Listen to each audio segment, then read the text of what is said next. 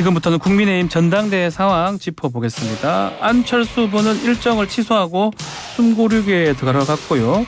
대통령실이 지적한 윤한연대, 윤핵관 표현은 앞으로 쓰지 않겠다면서 일단 몸을 낮췄습니다.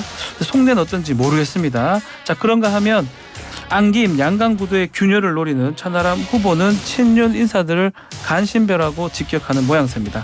혼란스러운 전당대회 분위기, 국민의힘 김정재 의원으로부터 직접 들어보겠습니다. 스튜디오에 나오셨습니다. 안녕하십니까? 네, 반갑습니다. 김정재입니다. 어때요? 지금 좀 시끄럽긴 너무 시끄러운 것 같아요. 뭐 그 전당대회 큰 대회 하면 이 정도면 시끄러운 거는 네. 또 감내해야죠. 또 이렇게 시끌시끌해야 네. 나중에 또 되는 사람들이 더 빛이 나는 겁니다.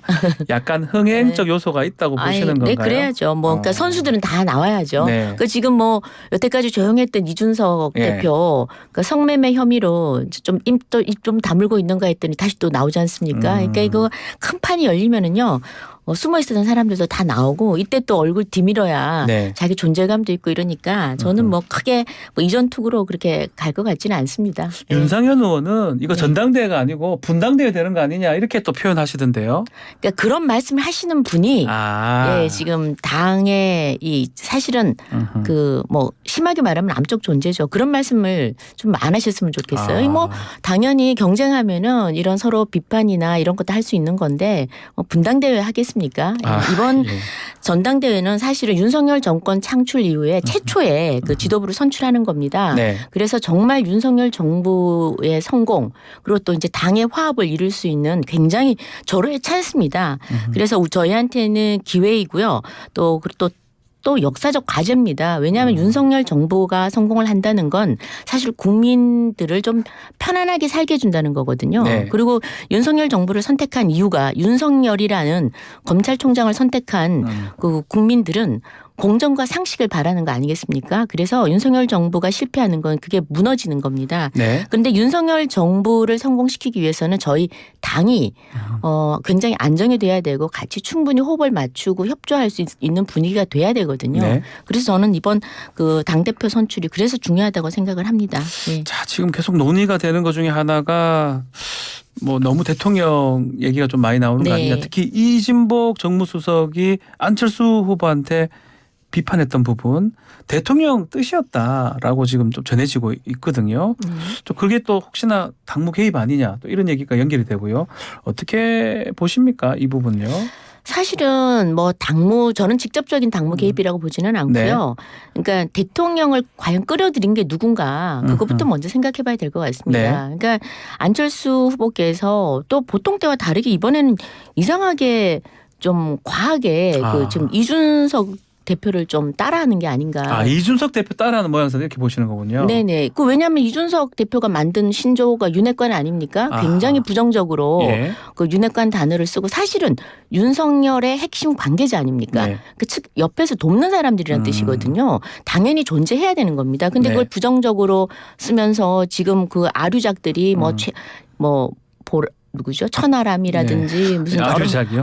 뭐 여러분들이 나오시는데 네네네. 또 지금 그 안철수 대표께서 윤한연대를 쓴다든지 예. 아니면 윤핵관과 또 대통령을 갈라치기를 한다든지 이런 발언을 하시고 특히나 이제 윤한연대.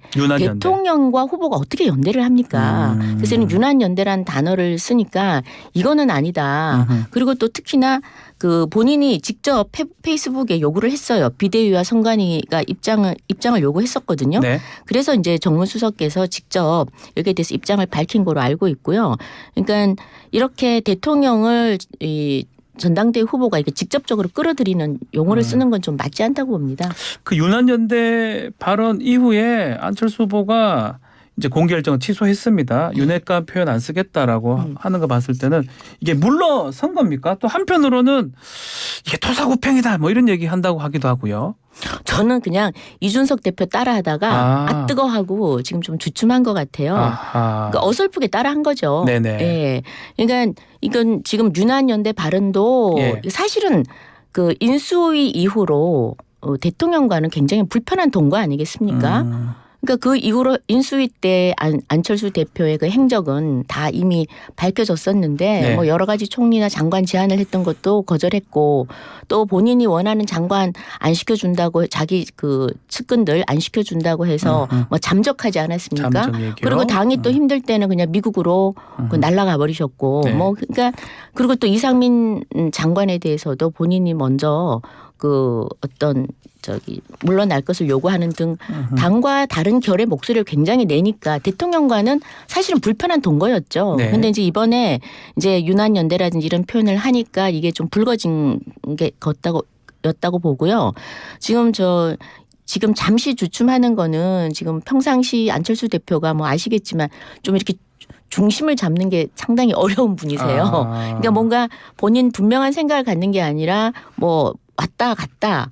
어제 심지어는 이준석 대표가 얘기하지 않았습니까? 예. 워낙 왔다 갔다 해가지고 종북조차도 못하는 사람이다. 뭐 그렇게 비판을 하시던데, 그러니까 지금까지의 그 안철수 대표의 행적을 보면은 뭐 과거의 쭉 행적을 보면은 뭐 여러 가지 우리 당과 정체성과 맞지 않은 것들이 많지 않습니까? 뭐 사드 배치를 반대한다든지 아니면 원전에 대해서 신규 원전을 또 반대한다든지 등등 많았습니다. 그러니까 본인도 굉장히 혼란스러울 것 같아요. 본인이 주장하는 거는 우리 당과 다른 주장들을 많이 하는데 지금 또 우리 당에 몸은 담그고 있으니 이게 참 본인도 지금 불편하실 겁니다. 그래도 이제 본인 얘기에 따르면 후보 단위더라도 본인이 결심을 했고 또 인수위원장 맡아서 국정과제도 본인이 선정을 하고 이렇게 했는데 이 당에서 버리는 거 아니냐 이렇게 생각을 또 이렇게 얘기를 하는 것 같습니다. 엄밀하게 얘기하면 안철수 대표는 갈 데가 없었죠. 아하. 네, 갈 데가 없어서 얼마나 많은 수많은 탈당과 신당 창당을 하고 대표를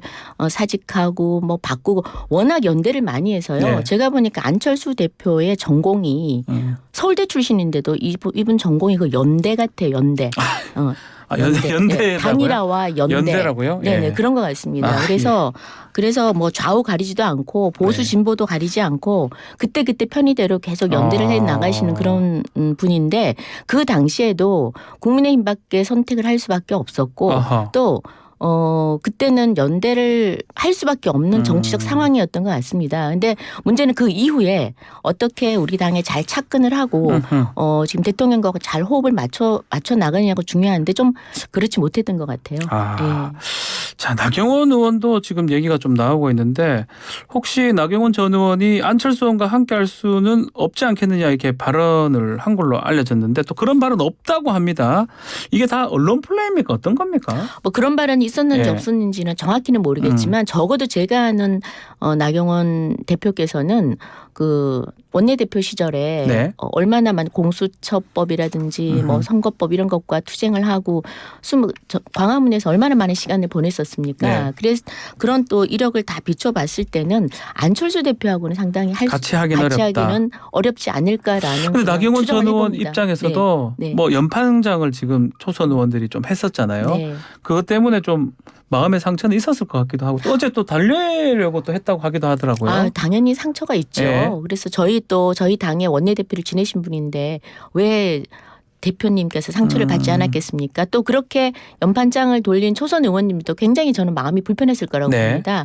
그러나 결국은 저희가 정치를 하다 보면은 좀 생각이 다를 때는 그런 불편한 관계도 있지만 어떻게 화합해 나가느냐 그리고 어떻게 푸느냐 어떻게 포용하느냐 그래서 포용의 정치를 좀 보여줘야 된다. 그런 면에서는 어제 그 초선 의원들이 찾아가서 함께 하자고 제안한 거는 굉장히 저는 긍정적인 시그널이라고 봅니다.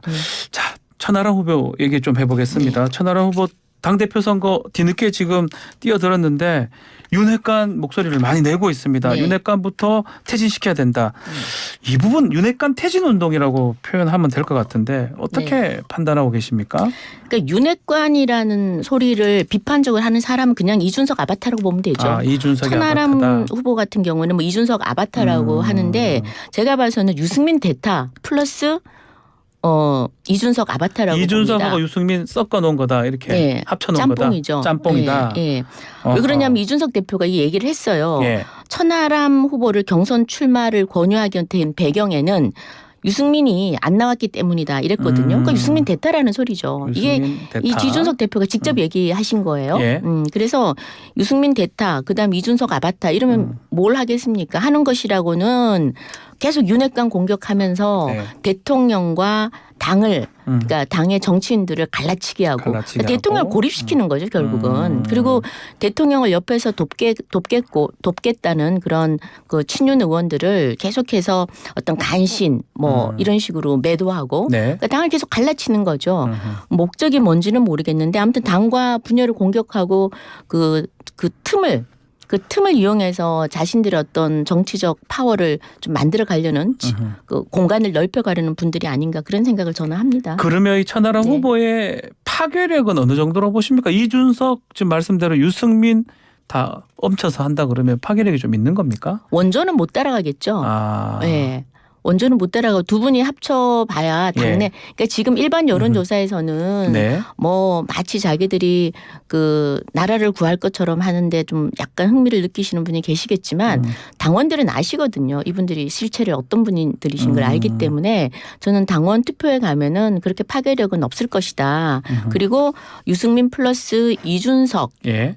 을 뛰어넘지는 못하겠죠. 뛰어넘지는 못할 아류작이니까. 것이다. 예, 뭐 아류니까. 청출하라고 하면 모르겠지만 예. 특별히 뭐 그런 모습은 모르겠습니다. 그건 당원들이 평가할 문제라고 보고요. 네. 예, 그러니까 적어도 이런 선거에 이번에 나오셔서 또 다시 한번 우리 당을 갈등과 분열로 이 내몰고 또 대통령을 고립시키려는 이런 행동은 조금 자제해 줬으면 하는 그런 바람입니다. 의원님은 지금 이준석 아바타라고 표현을 하셨는데 네. 그러면 이준석 전 대표가 이번 또 전당대회를 계기로 그 존재감이 부각되는 게 이게 긍정적인 겁니까? 본인한테 부정적인 겁니까?